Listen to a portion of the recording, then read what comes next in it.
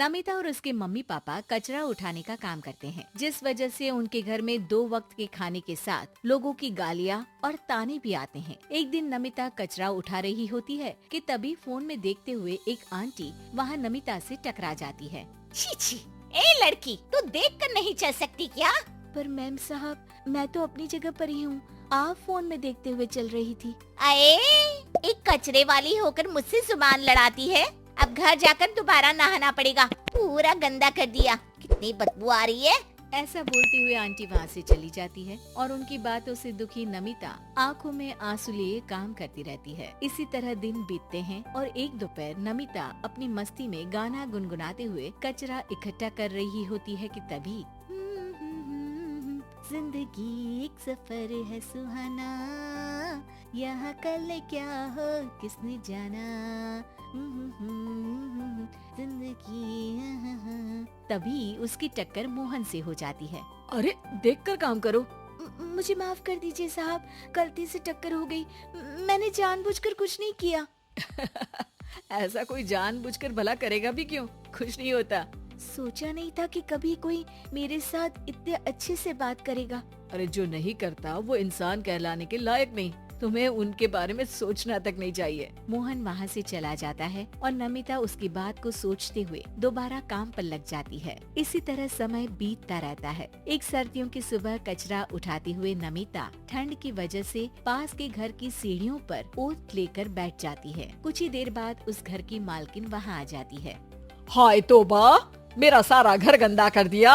अरे मैं घर के सामने गंदगी नहीं होने देती और तू पूरी की पूरी गंदगी मेरे घर की सीढ़ियों पर ही आकर बैठ गई। मालकिन, ठंड बहुत है इसलिए कुछ देर बैठ गई, अभी चली जाती हूँ और सफाई भी कर दूंगी। अरे यहाँ बैठकर घर पहले ही गंदा कर चुकी है, अब छूकर अशुद्ध भी करना चाहती है।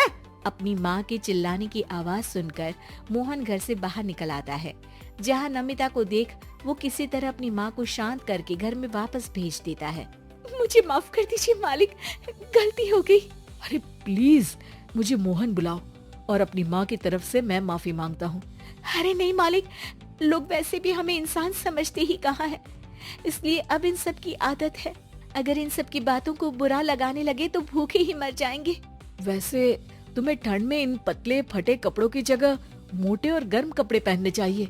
मेरे पास इतनी चॉइस नहीं है, जो है बस यही है। और जब घर में मम्मी पापा भूखे बैठे हो तो क्या सर्दी और क्या गर्मी। चलती हूँ साहब। नमिता तो वहाँ से चली जाती है, लेकिन अब मोहन उसके बारे में सोचना ही बंद नहीं कर पाता। कुछ दिनों बाद नमिता दोबारा कचरा उठाने मोहन के घर के पास आती है, जिसे देख वो एक नया गर्म सूट लेकर उसके पास आता है। ये तुम्हारे लिए है।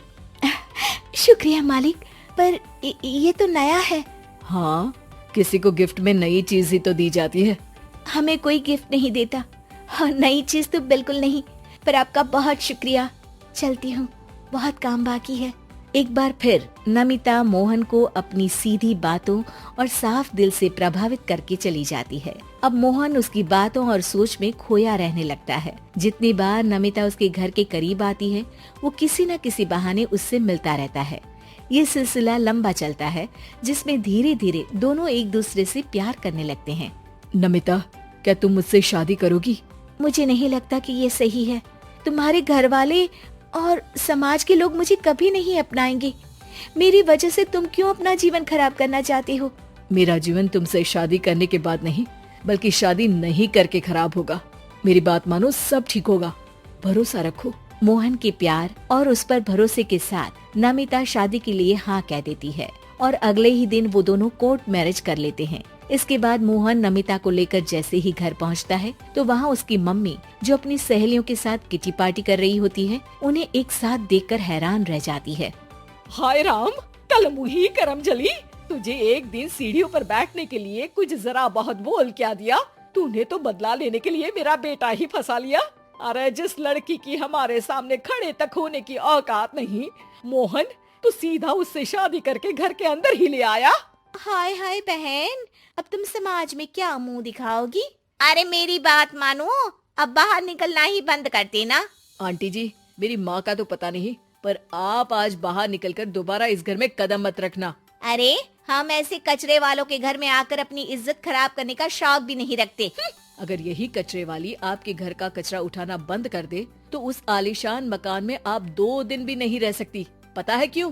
क्योंकि आप जितनी गंदगी फैलाते हैं ना, उसे ये साफ करती है, इसलिए आपका घर साफ रहता है और आप उस पर घमंड कर पाती है। इस हिसाब से तो आप और हम कचरे वाले हुए। ये नहीं, कुछ भी हो, बीमारी, ठंड या गर्मी, ये हमेशा अपनी फिक्र ना करते हुए आपको सेफ एंड क्लीन रखने के लिए सफाई करने आती है और आप इसे ही गंदा बोलती है। शर्म करो। मोहन की बात सुन के सबको अपने कहे पर शर्म आने लगती है, जिस पर वो नमिता से माफी मांगते हैं और मोहन की मम्मी भी उसे अपना लेती है। पल्लवी की शादी कुछ ही दिनों पहले रचित से राजपुर नाम के शहर में हो जाती है। एक दिन पल्लवी की सास इंदु उसे कुछ काम बताती है। बहू, ये मिर्चियाँ ऊपर छत पर सुखा दे, इन्हें कूटकर मिर्ची पाउडर बनाना है। पल्लवी को इंदु की ये बात सुनकर हंसी आ जाती है। अरे मम्मी जी, आजकल कोई भी मिर्ची घर पर नहीं कूटता, बाजार से ही खरीद लेते हैं सब। खरीदते होंगे, पर इस घर में पुराने तौर तरीके ही चलते हैं बेटा। अरे पर जब सब चीजें आधुनिक हो गई है तो इतनी मेहनत करके टाइम क्यों वेस्ट करें? ओहो, अच्छा तो घर का काम करना तुम्हें टाइम वेस्ट लगता है? ऐसा नहीं है मम्मी जी। अच्छा छोड़िए, मैं मिर्ची सुखा देती हूँ।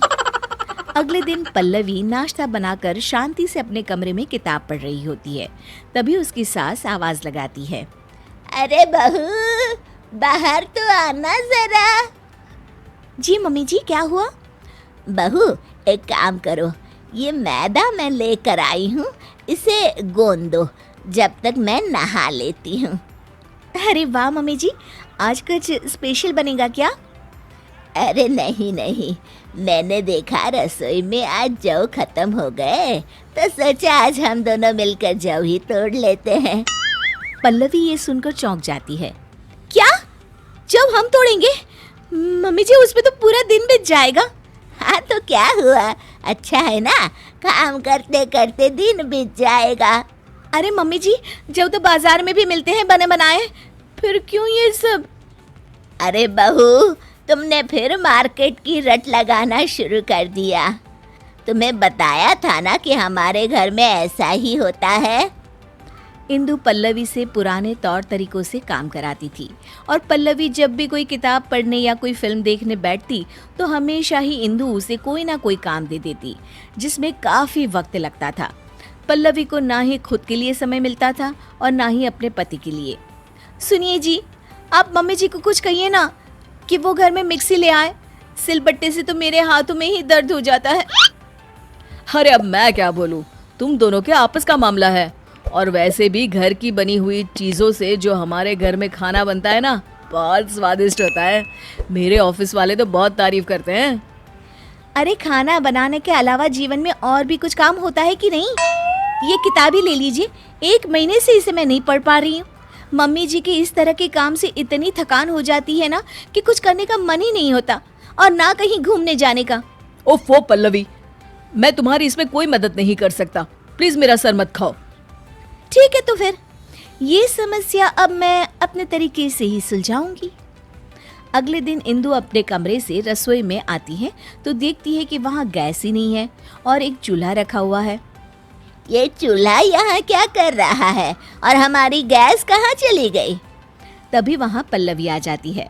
उसके हाथ में बहुत सारी लकड़ियाँ होती हैं। अरे बहू, ये क्या कर रही हो?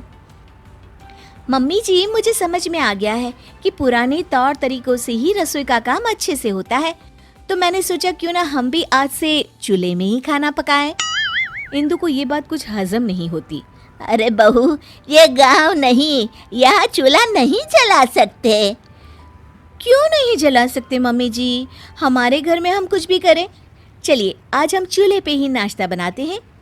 पल्लवी फूंकनी से लकड़ियां जलाती है और चूल्हा तैयार करती है, पर उसकी वजह से दोनों सास बहुओं को बहुत खांसी उठ रही होती है। अरे बहू, ये क्या बवाल लेके आ गई तुम घर में? मम्मी जी, मैं तो आपके बताए हुए मार्गदर्शन पर चल रही हूँ। दोनों खांसने लगती है। कोई नहीं मम्मी जी, पहली बार बना रहे थे ना। अगली बार से ध्यान रखेंगे कि कितनी लकड़ियाँ डालें। अभी तो आज दोपहर का और रात का खाना भी बाकी है। इंदु को ये सुनकर टेंशन होने लगती है। उसे प्यास लगती है और वो फ्रिज से पानी लेने जाती है तो देखती है कि फ्रिज की जगह पर मटका रखा हुआ है। बहू, हमारा फ्रिज कहाँ चला गया? मम्मी जी, वो तो मैंने बेच दिया। मैंने सोचा मटके में पानी पीना बहुत फायदेमंद होता है, इसलिए मैं ये मटका लेकर आ गई मम्मी जी। अरे लेकिन फ्रिज में और सब चीजें भी तो रखी जाती है पानी के अलावा। सब्जी, दूध, उसका क्या करेंगे? कहाँ रखेंगे हैं? मम्मी जी, ये फ्रिज ही हमारी सेहत खराब करने की जड़ है। हम बचा हुआ खाना इसमें रखते हैं और फिर वही बासी खाना हम खाते हैं अगले दिन। लेकिन अब हम सिर्फ उतना ही सामान लेंगे और उतना ही खाना बनाएंगे जितने की जरूरत हो। पल्लवी धीरे धीरे करके घर से सारी आधुनिक चीजें हटा देती है। गर्मी का मौसम होता है और पल्लवी को एक तरकीब सूझती है। वो घर का एसी हटा देती है। अरे बहू, ये एसी कहाँ गया? बड़ी गर्मी लग रही है, खराब हो गया है क्या? नहीं मम्मी जी, मैंने ही हटवा दिया। पता है एसी की हवा कितनी हानिकारक होती है। उसकी बजाय ये लाई हूँ मैं आपके लिए। ये लीजिए पंखा और हवा कीजिए। इंदु को अब गुस्सा आ जाता है। अरे अब बस भी कर बहू, घर का सारा सामान ही बेच दिया क्या तूने? अरे हम शहर में रहते हैं, गांव में नहीं। जमाना कितना आगे बढ़ गया है, ये सब चीजें हमारी सहूलियत के लिए है, इतना भी नहीं जानती? कितना वक्त बचाती है ये सब आधुनिक चीजें हमारा। हाँ तो माँ जी, बाजार में बनी रेडीमेड चीजें भी तो हमारा कितना समय बचाती हैं। इतना काम करने से बच जाते हैं हम, तभी तो जीवन में और कुछ भी करने का वक्त मिलता है ना माँ जी। सास को अपनी गलती का एहसास होता है। तू सही कह रही है बहू, मैंने ही अपनी जिंदगी को इतना कठिन बनाया हुआ था इतने सालों से। पर अब नहीं, अब हम घर का काम आधुनिक तरीकों से ही करेंगे और खाली समय में अपने शौक पूरे करेंगे। ये हुई ना बात मम्मी जी। दोनों गले मिल जाते हैं।